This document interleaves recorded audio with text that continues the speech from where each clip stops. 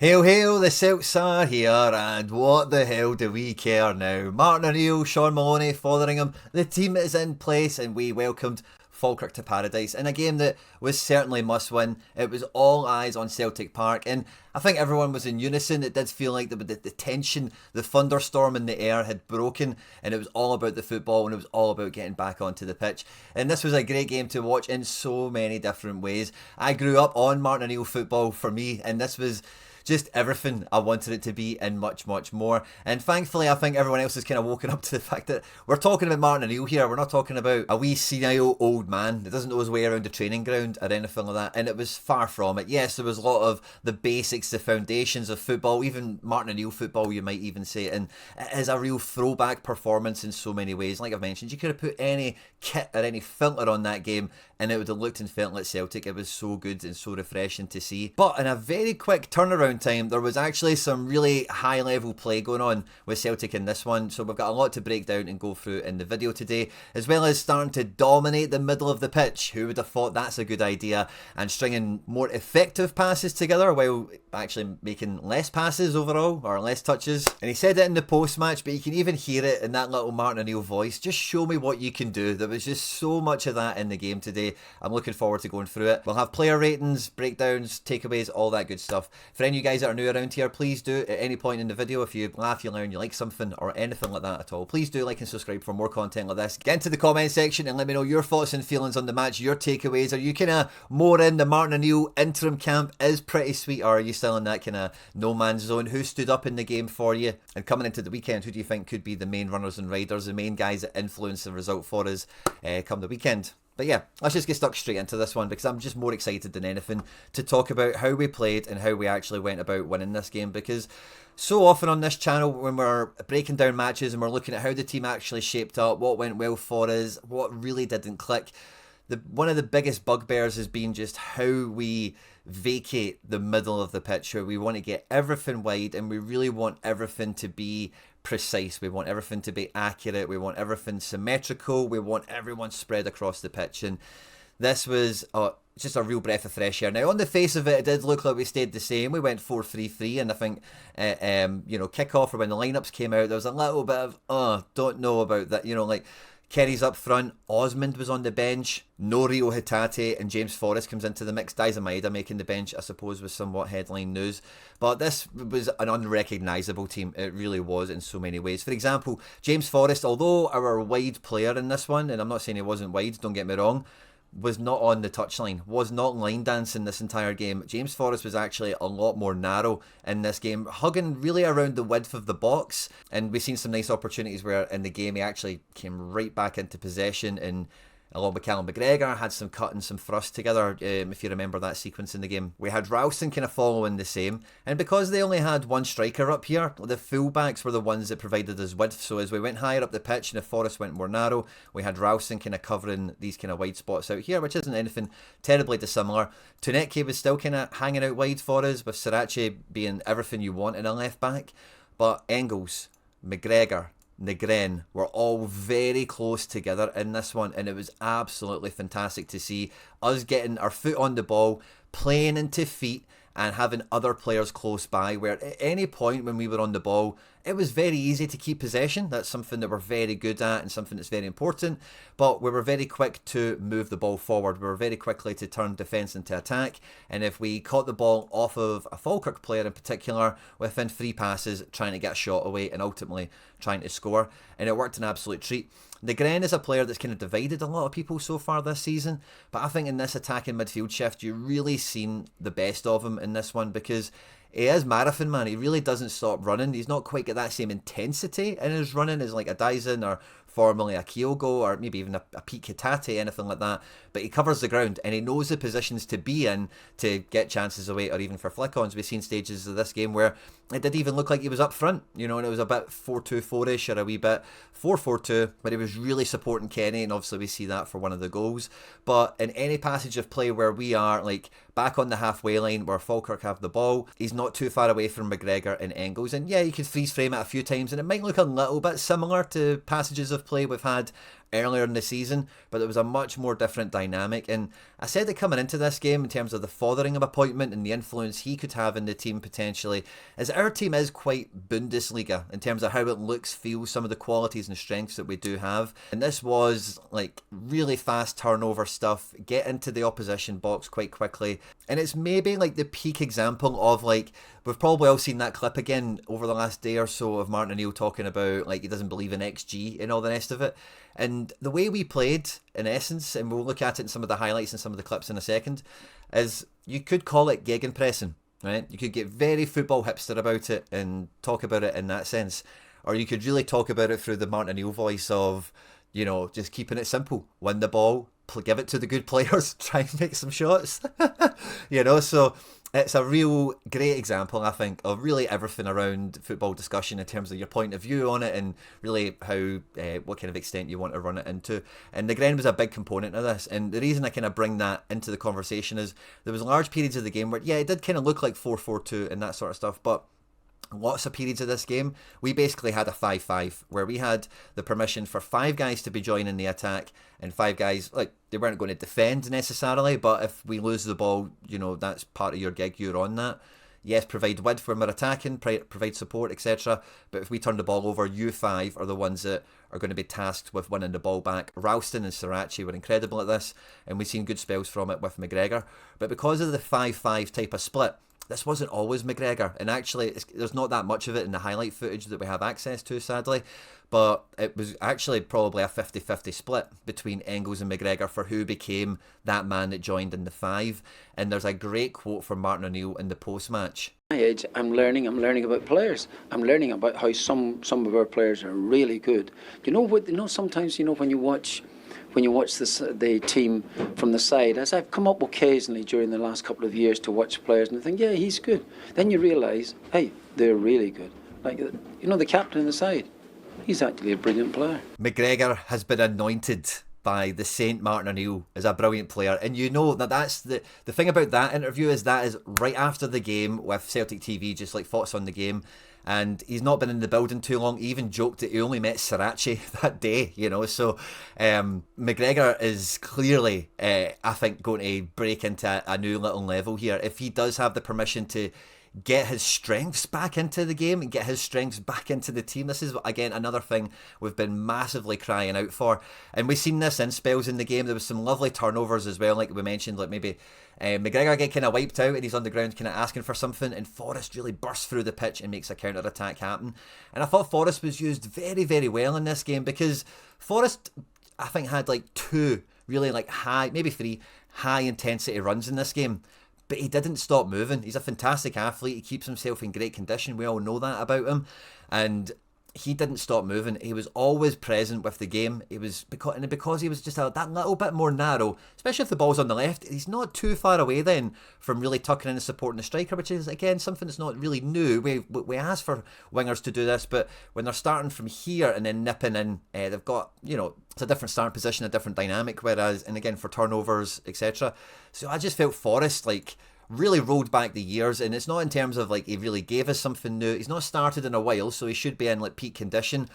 But as a team, like if we're playing into feet and everyone's close by, Forrest, like it feels like with Rodgers and the way he uses it, like James Forrest, one of his superpowers is like standing on the line and getting the ball fizzed into feet in his control, suck somebody in, and he can go either way, and he can buy 3 or 4 yards, maybe even more, and play a ball to somebody else. And it just felt with Rodgers, it was always like, do the party trick, do the party trick, do the party trick, do the party trick. And like the thing about having him a bit more narrow is that space is vacant out here in the wide area. With this channel being open and available, if the ball goes into there, then you then got space to run into. And, you know, I just thought Forrest was a quiet kind of winner of the game. Anthony Ralston the same, I think, put in an impeccable performance, showing like really what his role is in the team. And Ralston can do everything that we want him to do against so many of the opponents we're likely to face in a time of need, where the number 1 right back at the moment, Alistair Johnson, isn't fit and available. And I thought he was like another quiet winner of this one. But the midfield for me was such a joy to watch. Kenny did great as a kind of last on the shoulder striker, took his goals very well. Tuneki did great, loved his goal as well. We'll look at all the footage in a moment. But for me, the big thing was the midfield and the dynamic we had between them, where We've never seen Negren being as deep as McGregor or Engels or anything like that. And it was brilliant. Now, it did feel like McGregor was maybe a wee bit in the Hatate kind of role, as it were, if you think about like the minimal changes aspect of the team. And Hatate's face was tripping him when he came on. As I say, we'll get stuck into that in a second. But the first clip I've got here is us winning the ball back, thanks to Anthony Ralston kind of stepping in. And it kind of displays the 5 attack and how narrow we are. So the ball gets played into Scott Arfield. He takes a heavy touch. Ralston's there to face him up and win the ball. Now you can see here already, like, when have we ever seen this? You know, how that's the midfield three. Look how close they all are together. It's just beautiful. I'm absolutely in love with it. Now from Ralston winning the ball, we get the ball to McGregor. We get one pass into Negren. We can see Tuneke, again, starting from that kind of slightly deeper position, has a lot more room to run into. Kenny, as the striker, has himself available as well for the ball to come either way. And we've turned the ball over. We've made a pass and we're going forward. And right over here you can see, this is what I mean with Forrest. He's already like inside. He's holding the width as much as Falkirk. He's not trying to stretch Falkirk out. He's happy to be as wide as they are. And that's just a really good spot to get the most out of Forrest in a match like this. The second pass goes to Tuneke, and then the next pass is where we get the shot away. And as you can see here, with Engels, Tuneke, Negren, Kenny and Forrest, we have our 5-man attack. We've got the 5 that are allowed to break with the ball after Ralston has turned it over. The ball comes to Negren. After 3 passes, he takes the shot. Good save from Bain, you might say. Doesn't quite keep a hold of it, but he's maybe got a bit of rubber in his gloves. It bounces off him. And Kenny, the one thing I've always said about Kenny on the channel is he looks like a striker. You can tell what he practices in training, and he just needs to hit the back of the net a couple of times. Is he a guy that could score like 8 goals for us across the season? He's got 2 in this game, so why the hell not? You know, now the whole thing right now, obviously, is it's like a time of need situation. Iheanacho's out injured. Every game is a must-win situation, and to see him popping up with a real striker tap-in goal like this is just great for confidence. Great kind of pace setter earlier in the match. Again, you can see how narrow Forrest is. He's almost within the width of the goal. But look where McGregor is by the time this move finishes. We get the 6th man up into the attack where, again, we just see how many people that Falkirk are defending with. Because by the time the ball is played to Negren, Falkirk are still defending with the same amount of players we are used to defending against, but we've not gave them 45 minutes to set up their defence, you know. And the back 4 here are all in the box. A midfield 3 are all in the box as well, and they've even got another man not too far away. I'm just going to say they're defending with 7. You might want to think they're defending with 8. And again, McGregor knows the rules. He can see that their whole team is in the box, so why the hell would I be anywhere else? And continues with the play. And, you know, Kenny gets on the rebound. It could have been McGregor. And again, you know, why wouldn't that have been great for him in particular as like the captain and the leader? And like I said, now anointed by Martin O'Neill. But great for Johnny Kenny to get his account up and running for the season. A huge monkey off the back moment, you feel like. But this is a great lesson in just, you know, like if you've got the better players, get them together. Good players can play together. We hear this all the time from coaches, managers, ex and current and whatever. And this was really, the first goal was a good epitome of that. Just good players, get the ball, couple of passes, 3 passes, get a shot and make something happen. Here again, we've got another example of Falkirk trying to, like, we've tried to play the ball forward. Possession's broke down. This guy here is trying to just kind of like pass it and clear it up the pitch and no one's in position for it. Liam Scales steps in. And again, look at the midfield 3. Not that far away from each other. Very clear passing lanes between the 3 of them as well. One pass straight up the pitch, a knock back from the player in the middle, and then Forrest on the 3rd pass gets a wee shot away. And again, you can see we've got 5 players up in the attack here. Again, Kilmarnock are defending with 1, 2, 3, 4, 5, 6, 7. But very quickly, we're getting 5 men in among 7, and the quality in the team is shown. We're getting chances away. And even from this sequence, after the James Forrest shot, we get a corner. Ball gets cleared, Sriracha brings it down, plays it out wide left here for pass number 1. Pass number 2, I actually thought this was a nice moment. The ball misses McGregor out, which is nice. It's all about just the best pass. We switch it right across the pitch very quickly, straight into Anthony Ralston, who plays the 3rd pass into the box for someone to get a shot away. And again, very quickly, the Falkirk defences went from stepping out because they're trying to get out of the set-piece situation to now they're backtracking and a ball is going into the box. Negren gets the knockdown and Kenny finishes it, and it's a brilliantly... it's a very quick turnaround goal, and it was just... It's what you want to see, man. You want to see balls going into the box. Ralston again, great cross from deep and just playing it nice and early in there. Why not? And Negren, Kenny, and even Engels coming into the frame here. These guys know that within a couple of passes, the ball is going to go forward. It's going to go into attack and to take up the best position for that possible. And to see the players playing with this type of freedom, this type of confidence, And ultimately, execution was long overdue, a huge breath of fresh air, and like I've mentioned a few times, like perfect blend of like nostalgia and current time modern football coming together. We get a nice little sequence here again where Falkirk again are trying to play the ball up the pitch. Scales steps in front of the striker and wins the ball back. And look at the midfield three. Look at how close they are together. Isn't that just beautiful, by the way? We still have people out wide. Don't forget them. They're still around. But the midfield three are together. Look at that. So as soon as the ball gets played into midfield, in this case, Negren just goes route one, turns and just plays it. Takes four guys out the picture altogether. Gets Kenny one-on-one with the keeper, going for his hat-trick. He doesn't quite score it, of course, but very direct. But look, it's a good frame for the midfield and just how close they were together. We didn't get much of that in the highlight package to really pull from, but it was a real source of strength in the team. We really owned the middle of the pitch, and we did play wide at times, but the middle of the pitch, the goal is in the middle, and we went that way.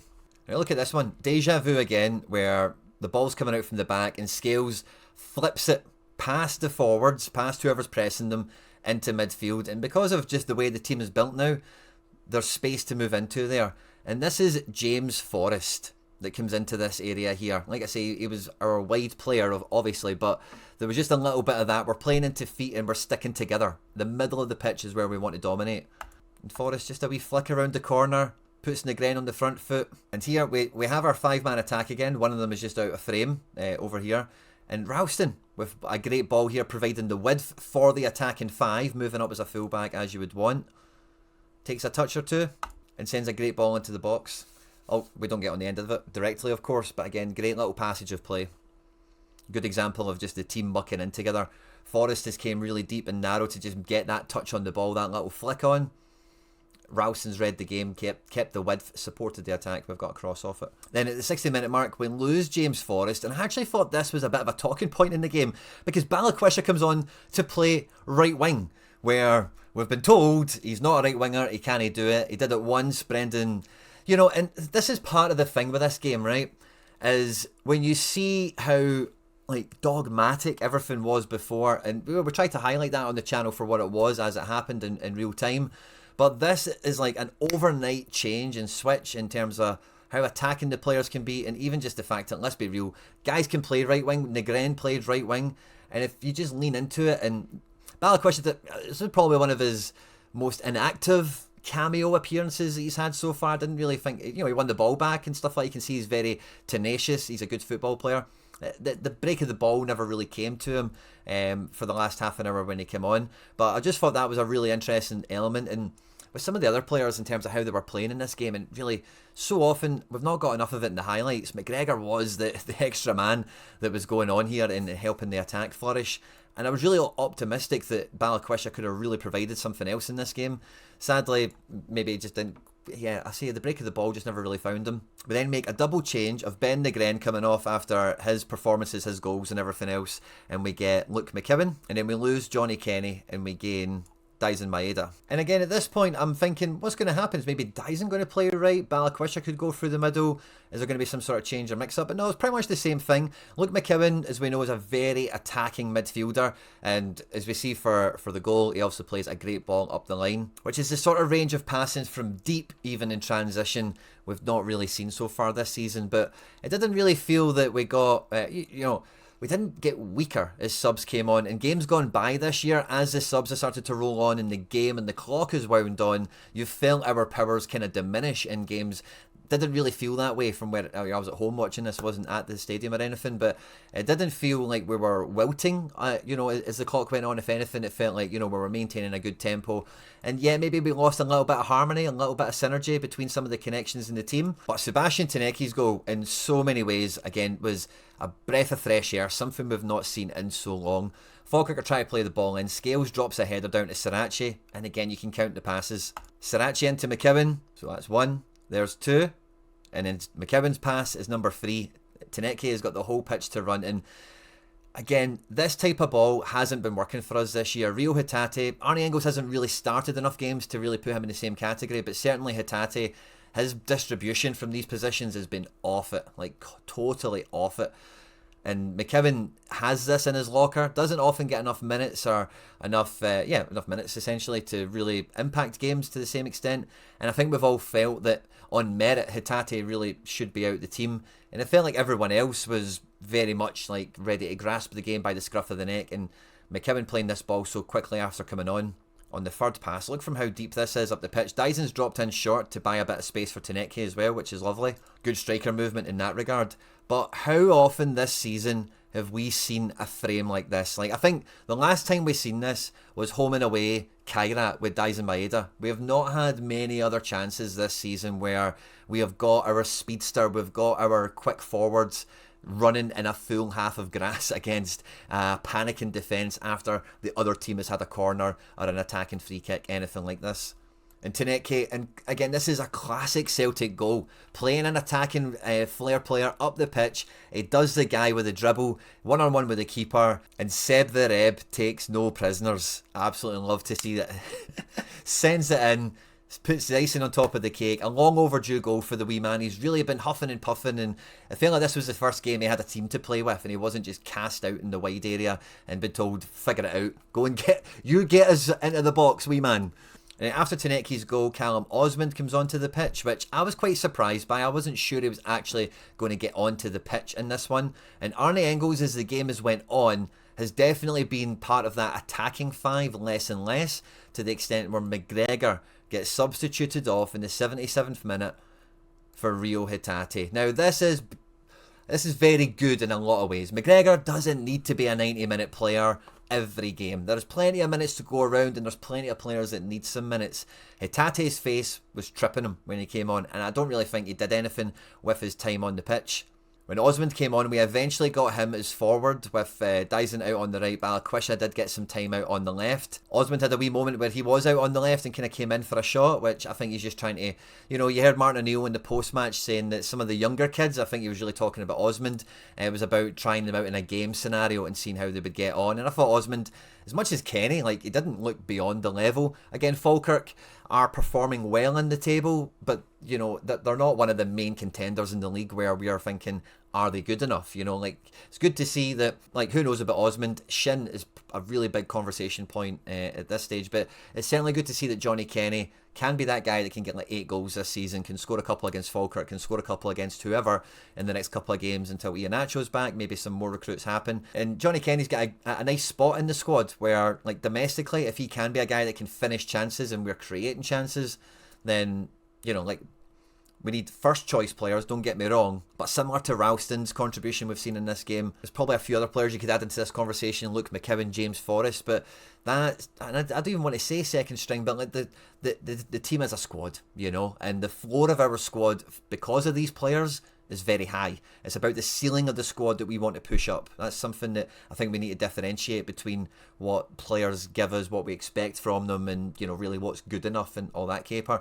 I think everyone that featured in this game, the exception of probably Balikwisha, didn't really have any influence in the match. I don't think Hatate, Osmond the same, but except outside of that, everyone had very good contribution. Maybe Dyson, actually. Did Dyson really? I don't really think he looked. It was funny. Martin O'Neill in the post-match said that the fitness team, the physios, told him they've got 35 minutes or so for Dyson, and there was some funny Martin O'Neill patter that came out off the back of that.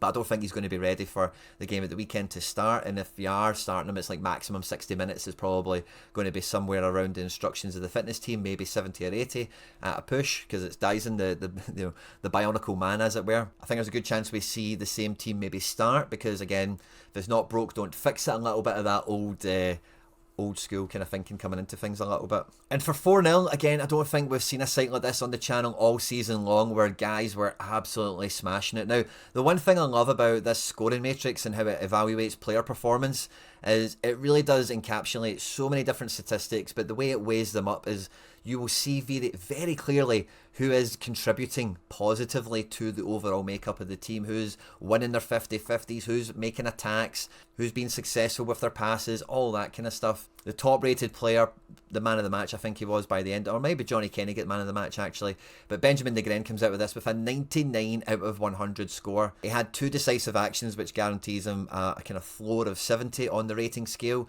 with his goal and his assist, and then from his all-around contribution in the match, He won 6 duels, only lost 1, which for that attacking midfield position, those are the sort of duels you want him winning. Being first to the ball, getting by a guy shoulder to shoulder, playing that ball through to someone else. He made an interception, which is always great to see. A nice defensive attribute coming in there. He made 2 big chances, one of them for Johnny Kenny, of course, which he scored. And had 2 attempted assists in this game. Only 16 passes for Negren. 11 of them went into the final third, didn't miss any for the looks of it. 3 shots on goal, 4 balls he played went into the box. 99 out of 100, almost flawless with that 1 duel that he lost. He gave away a foul, he did get a booking, I think that was quite soft, wasn't it? And 9 possession lost, that's like things going out for goal kicks and throw-ins. Again, if it's at that level, we're not bothered about that too much, but great performance from him.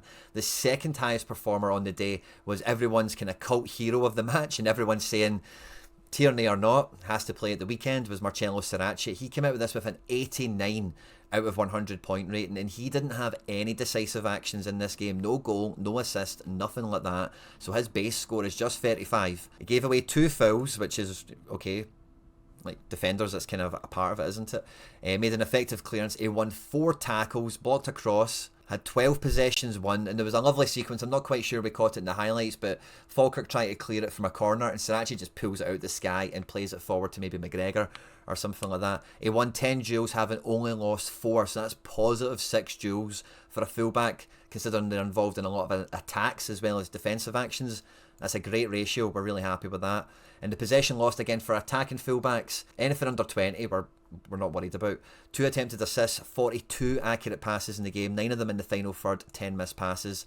Again, for an attacking fullback, we're not worried about that. 2 shots on goal, one of them ends up ricocheting, of course, to Negren, and he played 6 balls into the box. The wee man played all things to all men for a fullback, was impeccable, put in a great shift, and well deserves his very high match rating coming out of it. Sebastian Tenecki comes in at 3rd with a 78 out of 100. Again, he only had 1 decisive action in this game, the goal. On top of that, he gave away 2 fouls, which is a bit of whatever. He is quite a tenacious winger, Tenecki. He is eager to win the ball back, but he also won 2 fouls, which again, for an offensive winger, you kind of want them to win free kicks high up the pitch, don't you?